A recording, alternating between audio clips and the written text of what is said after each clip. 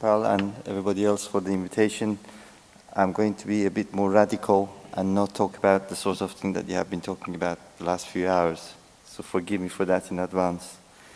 I think the key question is what has been described, and I think Mr. Nielsen explained it quite well in terms of what can be done with the current practice.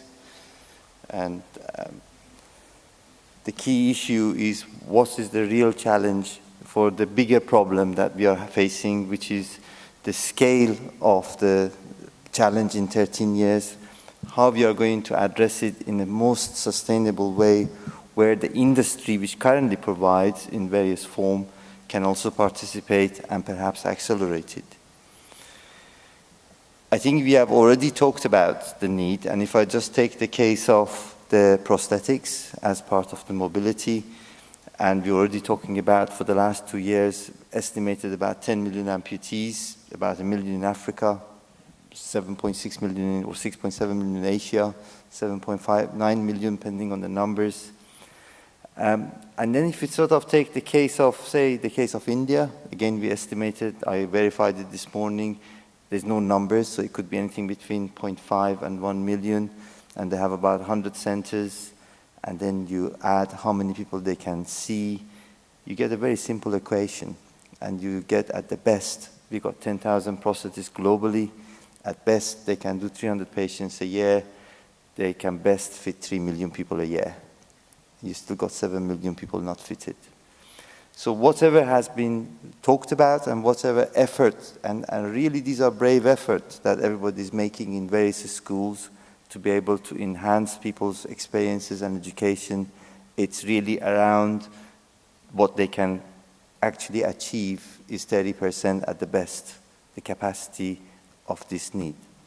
So I have been scratching my head, and I have been debating with many other people and challenging them, letting me to be challenged.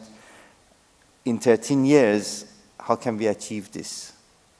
And then as an engineer, you sort of put all that aside and come back and look at it from another angle, from a technology point of view. And you look up from a system. You look at not only the individual, but you look at the whole system that the individual has to go through. But also you look at the system in terms of what is possible now, but what is also possible in 10 years from now. What's the direction of technology? What is it that we can actually achieve?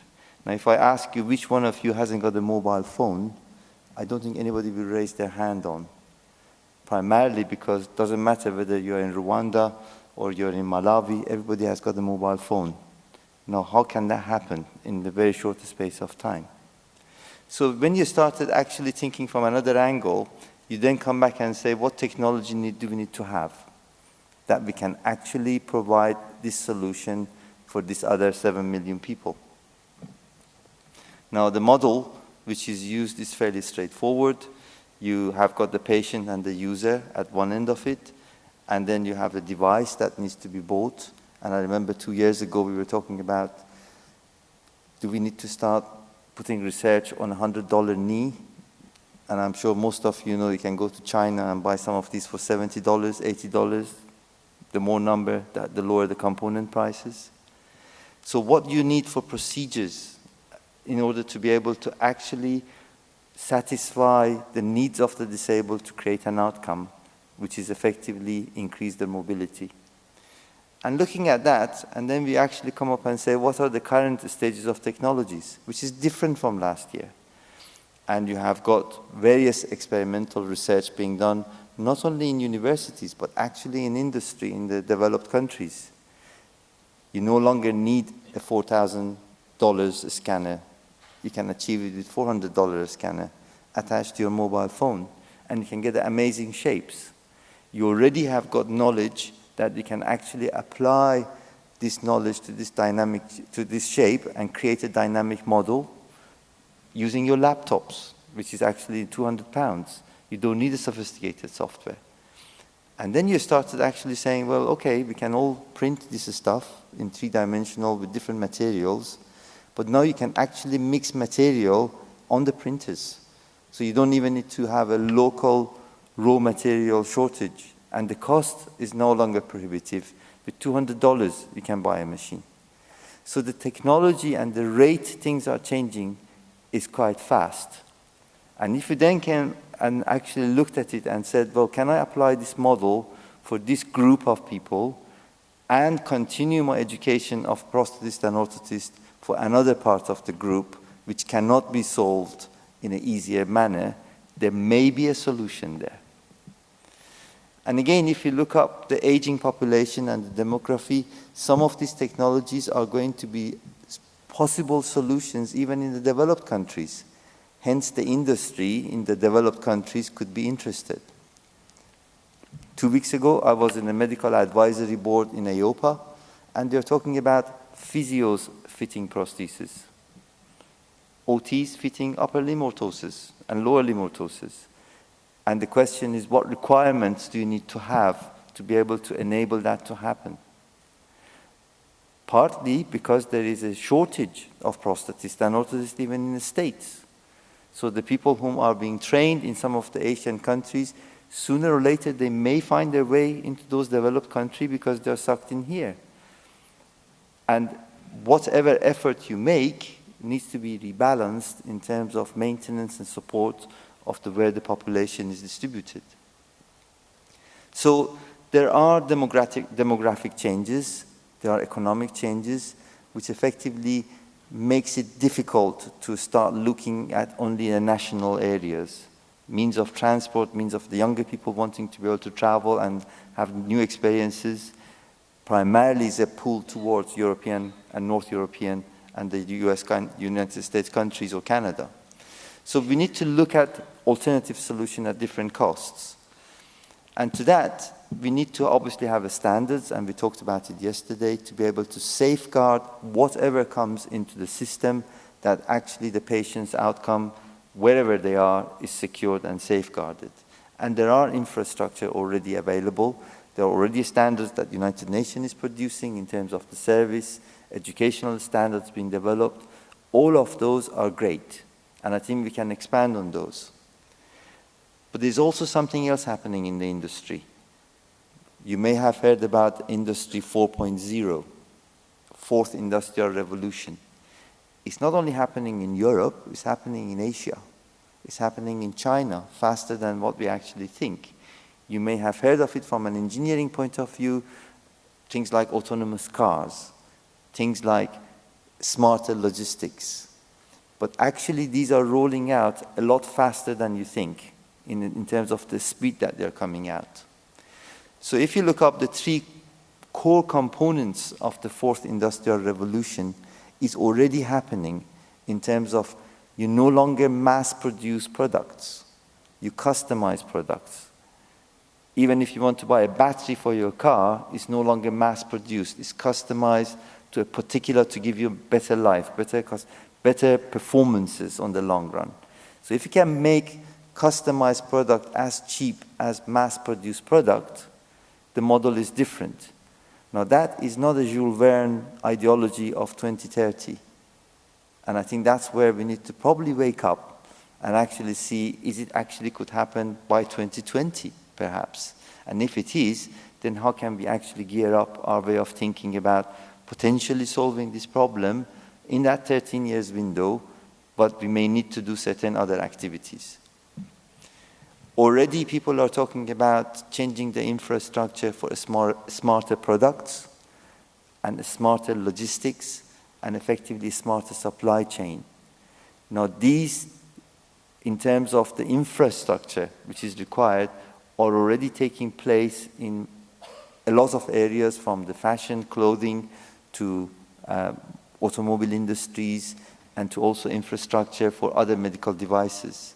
So there is no reason to worry about the huge investment cost that it may require to set these up. So if you started looking at these models, and already in the ONP you will see more this week hopefully, in terms of what we have done in terms of the body monitoring, in terms of looking at the shapes, the mystery of making a socket interface or residual limb interface, the magical hand of the prosthetist to be able to cast and rectify an static model which then is going to be walking and sitting and moving its shape and dimensions. How can we actually model that for at least 50–60% of the population, which can potentially have a way of interfaces which is also adjustable. So already looking at this method of scanning, putting it into modeling, looking at materials which can be changing its characteristic on different conditions as an experimental purposes is already in place. Obviously the start of it is with orthotics because it's easier, and also experimenting with supply chains that potentially can be a cloud-based system to be able to take the data, formulate it, and have access to expert knowledge for modification is being experimented. So we already know from, say, the case of the below-knee amputees, when we had hydrostatic casting and also pressure casting. Peter Lee will have some symposium this week, and he has shown that under 60 patients in Vietnam, they managed to achieve 60% success rate, 70% success rate. Maybe not necessarily the same level of success rate that we would have thought, but it's better than not being mobile. So there is already evidences to be able to suggest if we can conceptualize some of the knowledge that we have into models, that it can be converted into materials as well as structures, which can be even to the extent of self-fitting. And I know I'm going to probably get shot by many people on this one, but if we can think about it in that manner, then we may be able to satisfy that 50–60% of the population. That will then give you a different direction in terms of, okay, what type of products do you need to have? What type of educational material you need to produce for this particular proportion of the people? So I don't want to go through the examples of what is possible at the moment. We can talk about it in a more technical session when people have got with more technical interest to come.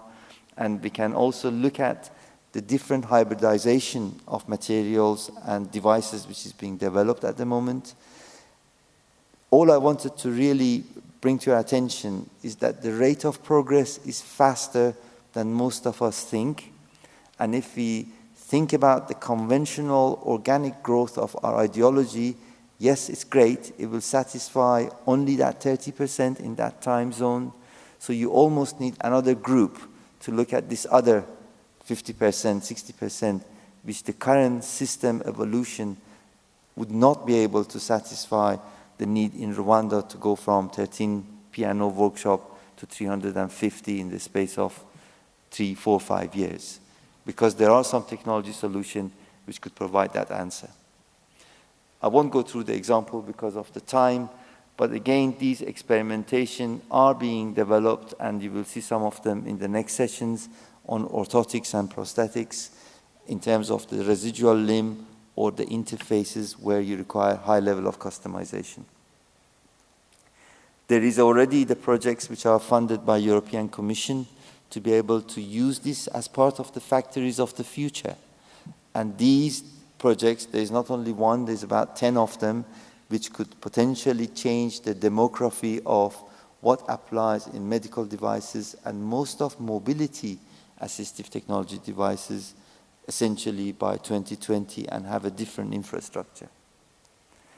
So in conclusion, I think the prosthetics and orthotics in terms of what challenge Chapal has provided us is potentially we can look at the prosthetics and orthotic as a mobility solution in two different ways. One is in terms of expanding the educational knowledge that we have and having different courses, different training packages to reach much larger group of people, but still the majority will not be able to be satisfied unless we look at what technology we can actually make it relevant to application to their lives. And essentially digitization of the users and digitization of the supply chain brings the level of the cost, the level for local manufacture, local assessment, and effectively local provision of the services. All that needs leadership and vision, and that really comes from WHO Gate. And I leave that with your thoughts. Thank you very much.